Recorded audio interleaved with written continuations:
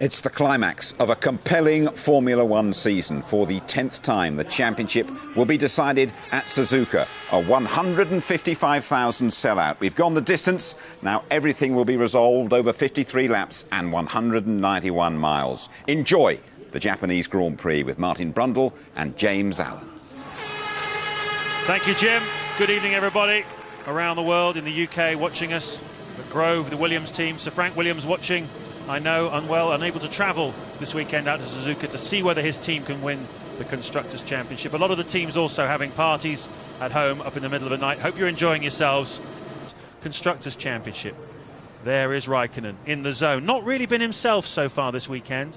In all of the sessions leading up to this Grand Prix, he's been slower than teammate David Coulthard. Had a big accident on Saturday morning in free practice, wrecked his race car, had to go out in David Coulthard's race car for the rest of the day. There's Takuma Sato, drafted in at the last minute to take over from Jacques Villeneuve. A lot of pressure on him as well, with BAR fighting it out with Sauber, Jaguar and Toyota for 5th in the Constructors' Championship. Like I say, a real melange of stories. And at the front, the battle for the race victory, which could in itself decide the title today.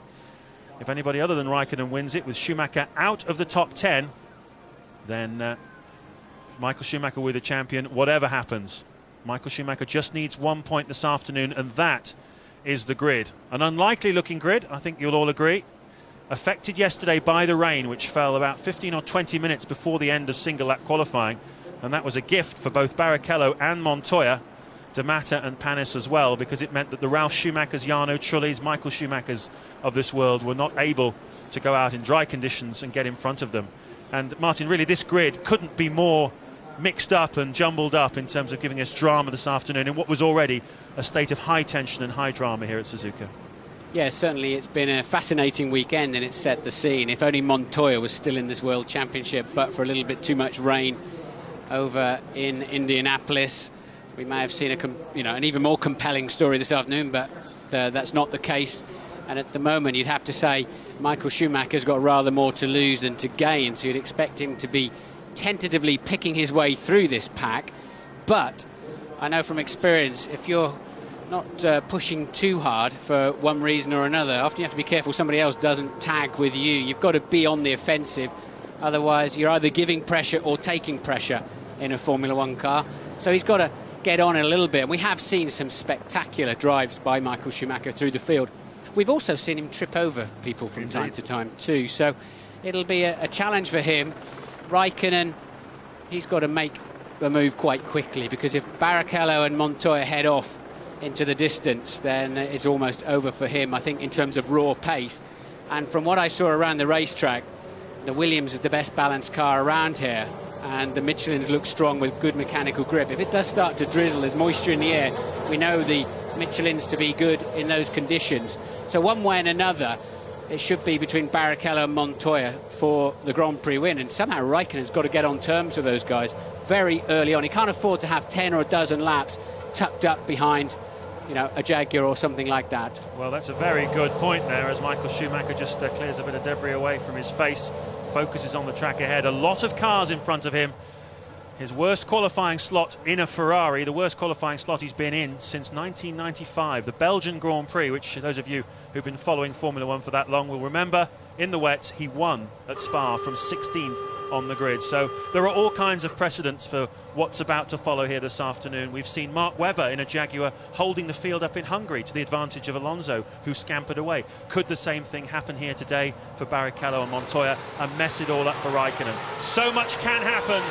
Just over an hour and a half's time, we will know the answer. Who is the Drivers' World Champion this year? Who is the Constructors' World Champion? Williams need to score 4 points more than Ferrari this afternoon. That's the task. They've got Montoya on the front row alongside Barrichello, but as a result of that wet qualifying, they've also got Ralf Schumacher starting from the pit lane, along with Jarno Trulli here this afternoon. They were going to be on the back of the grid. They've opted to go for the pit lane, so they'll obviously be playing around with the setup of the car and refueling it after the race has started to try and throw a few dice up there to get their men into the equation. Yeah, it's a lot to catch up, but as we know, as the pack fumbles amongst itself on the opening lap, usually if you're coming out of the pit lane, you can catch them very quickly. So they've got more to gain than to lose by doing that. But nonetheless, What they won't do is necessarily immediately pick up from lots of drama in the first corner, and they also won't lose their nose against that drama either. But a calculated risk then, the two Toyotas in third and fourth. And that could be the problem, I think, for Raikkonen. D'Amato, Panis and Webber, I believe 3 people ahead of them, will not be on race-winning pace, but they're pretty handy. And that's going to be the problem he has if he's going to get on terms with Barrichello and Montoya very quickly. Expecting the first cars to come in for their first pit stops around about lap 10 or 11. So if the Toyotas, for example, are running reasonably light, as many people think they are, Rubens Barrichello as well could well be that light on fuel. So the first 10 laps absolutely critical to this Grand Prix. But what follows after that, the later arrivals into the pits, the guys who carried the more fuel into the qualifying and into the race as well. This is going to be a race, certainly when the weather, if it was expect a little bit of rain around between 3 and 3:30, could introduce a lottery element to it. But already it's going to be complex. There's going to be a lot of changes and a lot to keep an eye out for. 3.6 miles, it's a long lap, therefore obviously a long warm-up lap, backing them up then already on the exit of the Spoon corner. And Rubens Barrichello keeping the pack very tight from what is his 9th pole position in Formula One.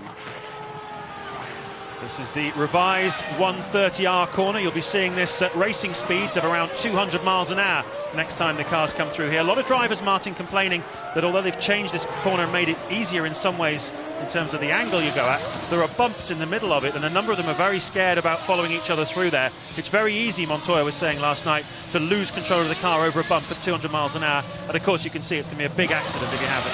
Yes, that's where the track crosses underneath itself, and there are 2 expansion joints in the tarmac, and that's what's upsetting the cars. But they look pretty stable on the exit though.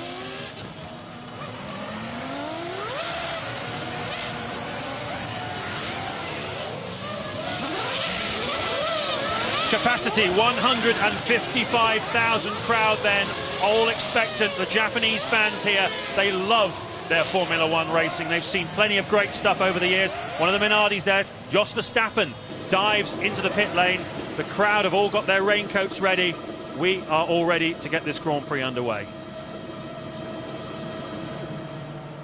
So 3 cars then we're expecting to start from the pit lane. It's just 17 then on the racetrack itself, although that very much looks like Ralph and Truly have taken to the grid, it seems to me. So they are going to start at the back of the field. Michael Schumacher pulling into his unaccustomed 14th place. The 2 Saubers, Wilson's Jaguar, Button's BAR, and there the McLaren of Raikkonen.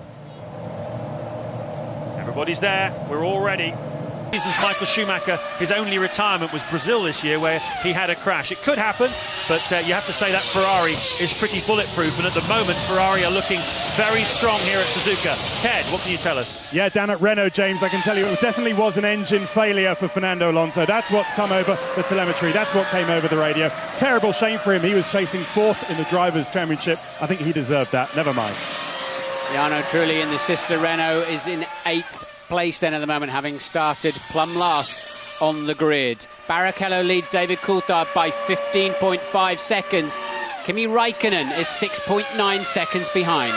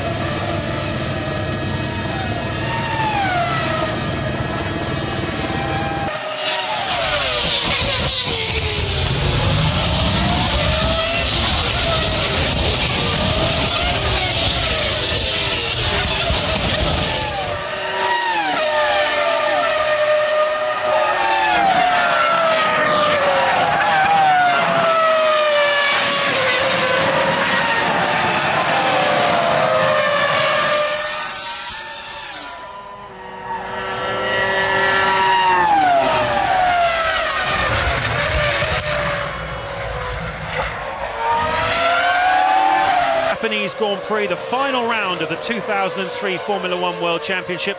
You're looking at the scrap for 9th place between Takuma Sato and Ralf Schumacher. Sato's teammate, Jenson Button, briefly led this Grand Prix before the first round of pit stops. Barrichello now, though, is the race leader, 16.5 seconds ahead of McLaren's David Coulthard.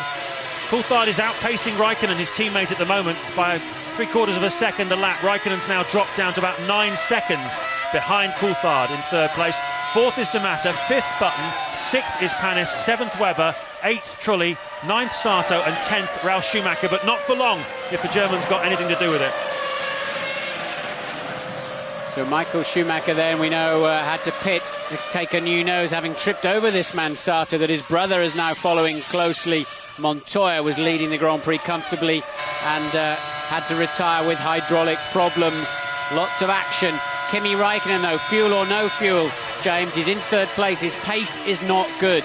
They've topped him up, and whatever it is with the balance, this set of tyres, the fuel load, he's not very fast at this stage of the race. He's 27 seconds away from Barrichello. That move by McLaren absolutely not paying off for whatever reason, that Raikkonen cannot hook up a good lap time. Mark Webber then the first of the scheduled second stops for the Jaguar driver in 10th place. That's cracking news for Michael Schumacher, because that means he is now up into the top 10. 2 tantalising places away from the single point he needs to become a 6 times world champion. That's the top 8 at the moment. You can see Sato and Ralf Schumacher still having a real ding-dong. It'll be very interesting to see what happens when Michael Schumacher... There's Michael, you can see, closing in now on the back of Ralf. Sato's driving well, will not be put off under pressure. We saw that. He closed the door on Schumacher when he was having that half-hearted go at getting past him. And Ralf will have a little slide up the inside to spoon, but you've got to be stunningly better than the car in front, as Montoya was against Barrichello earlier on in the race.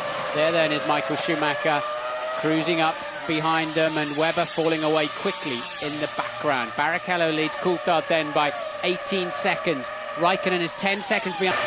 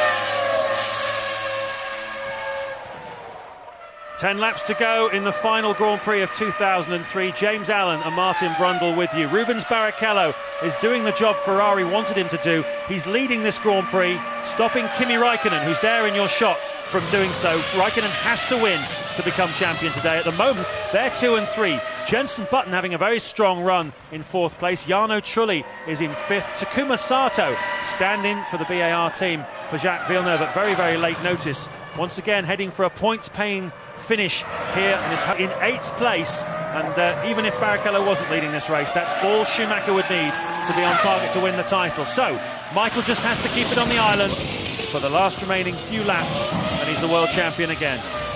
And what a historic moment that will be for the 6th one. Ralf Schumacher, you saw, the new fastest man on the racetrack. He's had a bit of an adventure, hasn't he? 3 major events down at the chicane. First lap he spun himself off. He then had to come in together with a Sauber a few laps later and did a half spin. Michael frightened himself a bit too. Forced Michael to go around the outside. The first driver this afternoon that hasn't given Michael a free run up the inside, and good on D'Amato for that. But Michael having to an 8th Toyota, so very intense battle there for 5th in the championship, and that's the way that one is looking. A lot of expectation and nervousness down there in the BAR Honda garage. Yes, and Barrichello backing off now, the gap down to 15 seconds. If I were McLaren, I think I'd release Coulthard behind Raikkonen. Coulthard clearly much faster, and not allow Barrichello, not fast enough to keep pressure on Barrichello. Meanwhile, Michael still behind D'Amato. D'Amato 7th, Michael Schumacher 8th, and Heidfeldo 9th, 5 seconds adrift. So Michael Schumacher not under pressure from behind. One man who is under pressure, Jenson Button, who's 4th. Jarno Trulli looking pretty speedy behind him in 5th. Barrichello leading then by 15 seconds, as Martin said. The two McLarens not able to make any sort of impression on the Ferrari ahead of them. Rubens Barrichello took pole position yesterday afternoon in qualifying. It was a very fine lap indeed. He wasn't carrying a great deal of fuel, but his fuel strategy has worked well. 3 stops here this afternoon for Rubens Barrichello, kept him in the lead. And despite the amazing pace of Juan Montoya in the early stages, he fell by the wayside with a hydraulics problem. Fernando Alonso had some kind of engine-related failure a few laps later. We've also lost Fisichella in his final outing for the Jordan team, and Heinz-Harald Frentzen in his final outing for Sauber. Only 4 retirements though, 16 cars still running here in the closing stages. Yes, that's been one of the great surprises and pleasures to me. Furman 14. I don't know what's happened to Justin Wilson. He's lost a lot of lap time, so presumably a few gremlins creeping in. But the point scorers at the moment are Barrichello, Raikkonen, Coulthard, Button, Trulli, Sato, D'Amato and Michael Schumacher. And it remains very good then for BAR to leapfrog back up into P5 in the World Championship. What must be going through Michael Schumacher's mind? He's still got a few laps to go. He's not taking anything for granted here at Suzuka after the eventful afternoon that he's had. That's the top 8. That's the story Ferrari would have settled for coming here this weekend. They wanted Rubens Barrichello to win this race as a payback for all that he's done for the team throughout the season, and certainly looks as though he's on target for it. The ultimate act of support for a teammate from Rubens Barrichello, chasing his 7th. Yes, Martin, I can tell you Justin Wilson does definitely have a problem. It is him who's passing your commentary box with an engine sounding really rough. His lap times are all over the place. We think, I'm just going to go to Jaguar and check, we think it's either a broken exhaust or running on 8 or less cylinders. Not a great day for Jaguar then. Looked promising at the start. 6th on the grid for Webber and 10th for Wilson. They were hoping that would turn them into some useful points in their battle for 5th in the Constructors, but they don't look like they're going to score anything at all. Meanwhile, BAR are on target for a hatful. Button in 4th and Sato in 6th. Into the closing stages then of this Grand Prix. What an eventful Grand Prix it's been, and there is Takuma Sato, who will be driving with BAR next year in place of Jacques Villeneuve. I wonder whether we'll see Villeneuve again in a Formula 1 car. Who knows? But it's not a very... it's a bit smelly that it did. The only team on a really solid 2-stopper, weren't they? So they got it pretty much right for this afternoon's strategy. Yes, a lot of people went for a 3-stopper there. You can see all the fans in the crowds waving their flags. Many of those Honda red flags. You might think they're Ferrari red flags, but a lot of the people here backing Honda, not surprisingly. And the Ferrari mechanics have been through so much together, haven't they? This is going to be their 5th construction jet. Mechanics streaming out there in the customary fashion to get ready. And just 3.5 miles then separating Barrichello from a win, Ferrari from the Constructors, and Michael Schumacher from the Drivers' World title. I think Michael Schumacher will replay this race many times in his mind. It's a pivotal moment in Formula 1 history, a very significant moment where Fangio's record is finally beaten. And how many times did he come close to just not being in this Grand Prix any longer?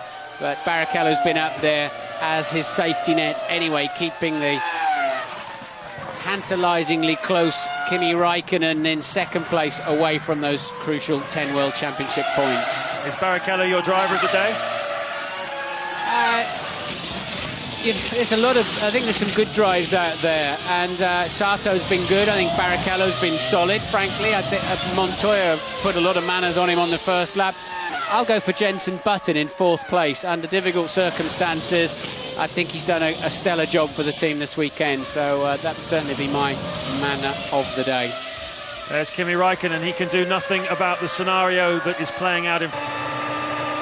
Great mirror cam shot, then we're looking at him from his left-hand mirror, a little bit of a shake of the head there, like, what on earth was that all about?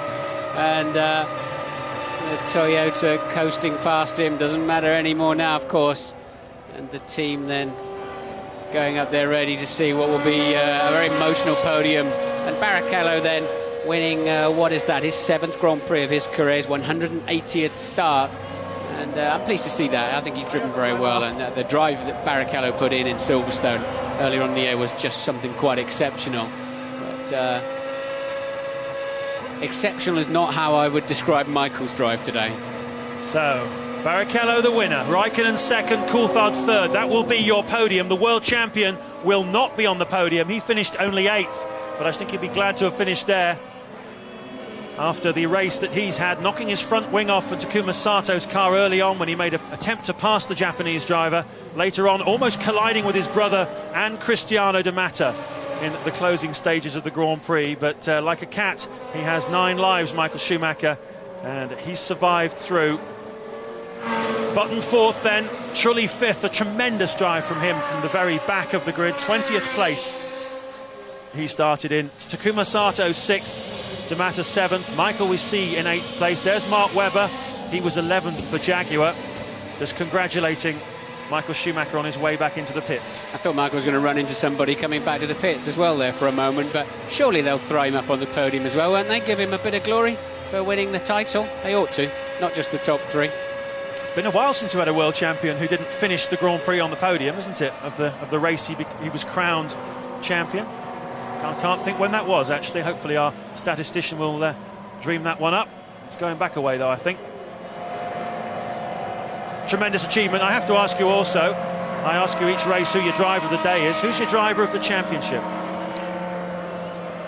Thanks for that little curveball there, James. Driver of the championship.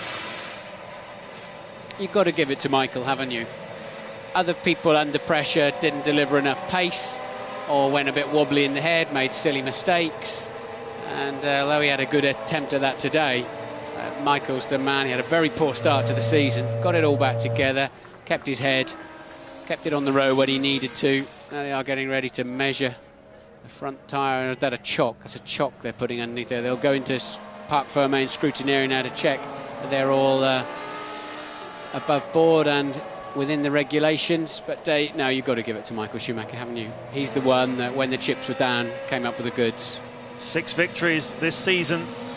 He's won 5 times here around Suzuka, but not today. But the man who steered him to so many successes and all of his world championships, there he is, talking now with Ted Kravitz. It's Ross Brawn. Ross, congratulations. To coin a phrase, I think you've got a lump in your throat. Yeah, more than that. But, no, it hasn't sunk in yet. It's going to take a few hours. It was a tough race. It was a really tough race. And you're doing the mental arithmetic all the time. Rubens did a fantastic job. We struggled a bit at the beginning because the track was still damp. But once the car settled down, then Rubens did a great job. And Michael made it entertaining as well. Why so emotional? Is it 6? Is it record-breaking? Or is it the way that you fought back from such a difficult year? It's been a tough year. And you know, there were periods in the year when you didn't know whether we were going to get there. You know, you just put in the last 3 races, the guys just turned it around. So it's very special. Well done, Ross. Well done indeed. Apart from just a handful of Michael Schumacher's victories in 1996, before Ross joined, Ross Brawn made the switch from Benetton over to Ferrari. Ross has steered Michael to everything that he has achieved in Formula One, and that's quite a lot. But let's not forget about your race winner, Rubens Barrichello. fairly emotional man himself, but there's your champion. Michael Schumacher is out of the car, and now we're going to see some emotion, I think.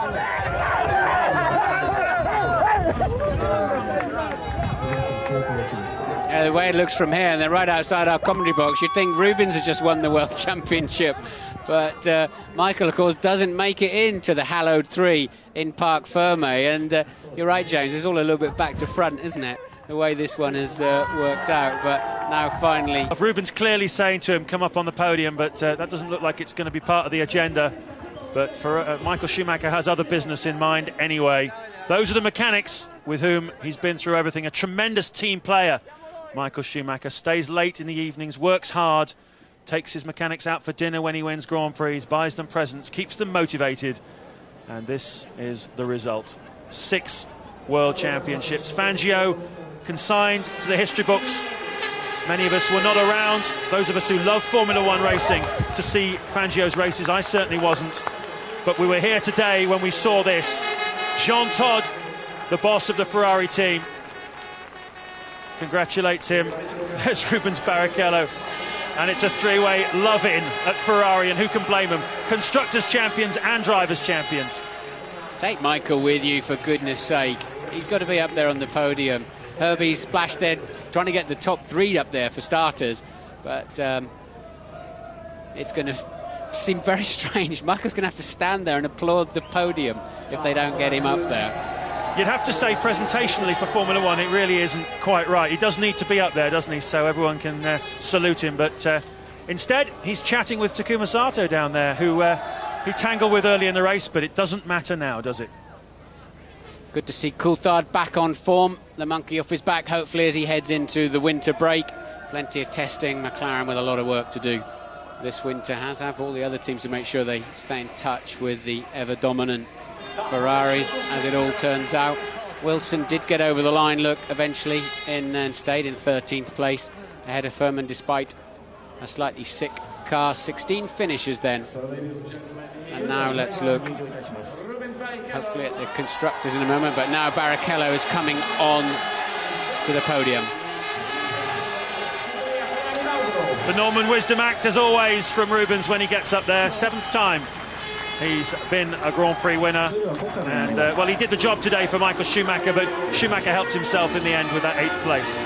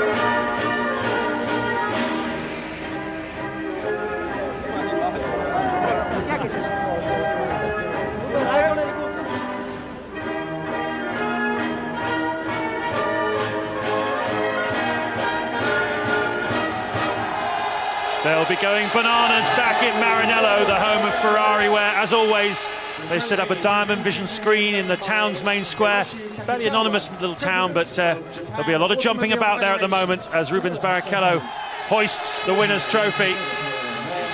Proper bloke wins Japanese Grand Prix should be the headline tomorrow. Really nice guy, Rubens, and really kept it together through his career. Jean Todt then, the man who's probably gets the most credit for the resurgence of the Ferrari team. Celebrated 10 years at the helm this year. And here's the man for whom it just didn't fall today. There were times when his luck looked to be working for him as Montoya dropped out, Alonso dropped out, Michael Schumacher fell right to the back of the field, but it just didn't pay out for him. Third place for Coulthard. I've got one of those in my cabinet at home. Nice looking trophy. And he'll be pretty miffed that he didn't get on that pit stop. He wasn't able to get just in front of Kimi Räikkönen. A massive struggle. Treble top for Ferrari. Michael Schumacher, record-breaking world champion. The nice guy Rubens Barrichello, Japanese winner for the very first time. And Ferrari on top of the constructors' charts. That is 5 on the bounce. Quite unprecedented. From the Fuji Television Grand Prix of Japan, congratulations to our first 3 finishers. In third place for West McLaren Mercedes, David Coulthard. Second also for West McLaren Mercedes, Kimi Räikkönen. And winning for Scuderia Ferrari Marlboro, Rubens Barrichello. Rubens, coming in here, you had to win this race. You won it from the pole. But it was difficult in those early laps.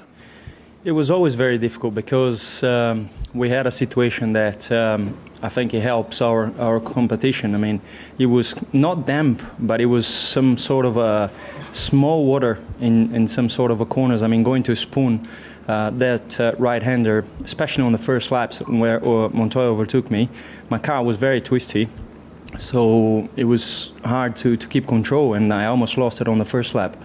So it was difficult, and I was praying, even though everyone knows that I love the wet, I was praying not to rain because it was our main opponent. So basically, I fought all the way through, hoping that it wasn't going to rain. Plus the fact that my visor was really fogged, and all the pit stops, they had to put rubber to keep it open because it was very difficult. So I had to keep my concentration, and I was pushing right through the end because if we had a situation where it was going to be wet for 3 laps, I knew they could catch me 3 seconds a lap. So I need to push all the way through. Rubens, a huge day for Ferrari. Michael's clinched his 6 Drivers' World Championship, and this is the 4th consecutive Constructors' Championship of which you've been a part at Ferrari. And I'm so proud because even though all these years Michael has been the one that has been helping for the constructors, I've been there as well. So I mean, it's to be the 4th year consecutive on Ferrari and win that championship and to clinch this victory, because I think Suzuka is definitely a driver's circuit. So it's for me to be winning this race makes me a proud man. Thank you, Rubens. Kimi, almost there. How big an impact did that shunt yesterday have, do you think, on your weekend? Of course, it didn't help us, but it's passed now, and thanks to David to let me use his car and try to get back on a good shape. But I think so. We were a bit unlucky with qualifying yesterday. The last 5 guys or whatever it was got a little bit rainy, and it didn't help us. But I don't know, we got 2nd place again. It's not very nice to finish 2nd almost every time, but we were just not quick enough this year to win the title, and at least we didn't lose for bad driver. Thank you, Kimi. David, an interesting weekend for you too. As Kimi said, you had to swap cars halfway through the weekend, and then obviously late in the race there sitting behind Kimi, but how was the car for you? Well, the T car, I never obviously got a full opportunity in qualifying to know exactly where it was relative to the race car because of the conditions. But in the race, I have to say balance, except on the second set of tyres, was pretty good. Second set, for some reason, had a lot of understeer, and that was quite difficult for the first 8 or 9 laps. Otherwise, I was able to run in clean air and push reasonably hard and try and make a 3-stop strategy as best I could. Congratulations. Now, if we could have some words from your own language, starting with Rubens. Primeiro, eu queria falar que eu estou super contente, falar que essa foi, com certeza, junto com Silverstone, as melhores corridas da minha vida. Eu acho que acabar o ano ganhando é uma boa... É uma coisa tão boa. Eu acho que a gente vai passar as férias agora lembrando sempre dessa corrida. Queria agradecer a todos vocês que ficaram acordados, porque é sempre uma barra acordar para aqueles que foram dormir e acordaram para aqueles que ficaram acordados. Acho que foi uma corrida super, super emocionante. Acho que para o campeonato foi muito bom. Eu estou super contente. Mandar um beijão para todos vocês aí que estão me vendo. Ceci, um beijo. Thank you, Rubens. Kimi. No, toinen paikka tuli taas, että minkäs mahtaa, että tiimi teki kaikkensa koko vuoden, että oltaisiin voitettu ja jokainen ihminen tiimissä varmasti ansaitsee tämän toisenkin paikan, vaikkei se paljon lohtua tuokkaan, mutta ehkä me ensi vuonna pystytään taistelemaan sit tosissaan mestaruudesta ja kiitos vaan jokaiselle ihmiselle, kuka on koko vuoden jaksanut tehdä kovasti töitä, että kisa oli mikä oli, että no, ensi vuonna taas uudestaan. Kiitos. Thank you, gentlemen. From the Fuji Television Grand Prix of Japan, congratulations to the 2003 world champion, Michael Schumacher. Michael, you've broken many records in your career, but you've just broken perhaps the big one. 1957, Juan Manuel Fangio won his 5th world championship, and now you have won your 6th. Can you just describe your emotions? Probably not appropriate, honestly, because has been a tough year. There's been a tough late stage of the season, and it has been a very tough race, honestly, probably one of my toughest. But I think what is much more to mention is the team, and I only can repeat ever so often, because again today, I mean, they have done an incredible job giving both of us a car where we have been at all time competitive with. Rubens have done a fantastic drive, won the Grand Prix. So we won the constructor title 5 in a row, which I think is first time ever happened in big style. Myself, I was a little bit messy today after having a little incident, and that's why I said it was one of my toughest races, honestly, because to come back then and go through the traffic and fight your way through with all the happenings, with what happened with D'Amata and Ralph hitting me in the back and so on. I mean, it was a very, very strange race, and therefore the feelings yet haven't sunk in. I mean, I can well feel for the team, but I can't feel for myself at the moment. I'm empty and I'm exhausted. I'm just proud of what we all have achieved. What were you feeling during the race? Were they keeping you informed about where Kimi was lying? And equally, how hard were you going in traffic with Sato, for example, and again with your brother? In case. And in the closing laps of the race, when you were sitting behind D'Amata, wiping your visor, the laps were unwinding, was it difficult to keep your concentration then? It was difficult for the simple reason that when I had the incident with D'Amata in the late stage and Ralph, I locked up so heavy to avoid hitting D'Amata that I had a huge flat spot. And when you may know what it means to run over those very old stones, these rivel stones, that's the way I felt in the car. I mean, I almost lose vision down the straight because the vibrations are so huge and you get concerned. So you sort of have as well the knowledge that Ralph hit you in the back and you don't know how heavy that is, whether you can have maybe a puncture and losing your 8th position. So there's a lot of thoughts that are going through, and you just try to carry your car as safe and as easy and as light into the checkered flag. Well, you did finish in the points in 8th place. You secured your 6th World Championship, your 9th with Ferrari, including Constructors' Championship. Some final thoughts on the team and on those achievements? First of all, I think it is very strange for me because most of my championships I have won with a victory. And here now today I'm sitting here and winning a championship with 8th position, which is last of the points, still winning the championship, which is a mixed emotion. Though what the team has achieved, I mean, is just fantastic. I mean, if you see what has happened in Germany, Hockenheim, in Budapest, how many people wrote us off, how many people wrote things about us, outspoken things. And here we are, we're back, and we never give up. We're always there, we always fight, and I think that's one of the big strengths of the Ferrari team, and everybody in Ferrari is that way. And it's just a huge, big family, which we all be proud of being a part of it. And now if you could say a few words in your own language. Ist ein ziemlich verrückter Tag gewesen heute, um ehrlich zu sein. Also bin mir am Anfang eigentlich relativ sicher gewesen, dass das nicht so schwierig sein sollte, für mich heute in die Punkte zu kommen, weil ich relativ gut durchgekommen bin, hing dann hinter Sato, bei dem ich geglaubt habe, dass ich weit genug drin bin und dass er mich auch gesehen hat und mir die Tür sogar offen gelassen hat. So hatte ich das Gefühl. Zumindest in der Rennfahrersprache ist das so, dass wenn einer die Tür so weit aufmacht, dass man glauben darf, dass man durchfahren kann und reinfahren kann. Das hat er anders gesehen und hat dann im letzten Moment die Tür wieder zugemacht, ohne sich ein bisschen in den Spiegel zu vergewissern. Das war natürlich sehr schwierig für mich, den Unfall in dem Moment zu vermeiden. Habe die Nase verloren. Zum Glück war es gleich vor der Boxeneinfahrt, habe wenig Zeit verloren, was das Fahren an sich anging. Und die Jungs, das Team war natürlich hervorragend. Die waren super schnell, haben mir den Flügel gewechselt und so konnte ich das Rennen wieder aufnehmen und zum Glück noch auf die 8. Position vorfahren. Was aber sicherlich eines der schwierigsten Rennen alles in allem für mich gewesen ist. Und ich kann heute nur sagen, dass es heute sehr viele Erfolge für uns gegeben hat. Und für mich ist eigentlich der größte der des Teams, dass wir als Teams geschafft haben, 5-mal hintereinander Weltmeister zu werden. Das ist etwas, was einfach eine größere Auszeichnung gibt es nicht für die Mechaniker, für die Ingenieure, für alle bei uns bei Ferrari, denn die sind einfach klasse und sie haben es mehr als verdient. Und ich bin natürlich überglücklich, dass ich da auch ein paar Punkte beitun konnte. Und Rubens heute das im großen Stile vollendet hat mit einem Sieg. Hier die Konstrukteursmeisterschaft und natürlich auch für mich mir dabei geholfen hat, unsere beiden Titel heute zu erreichen. Danke. Thank you and congratulations.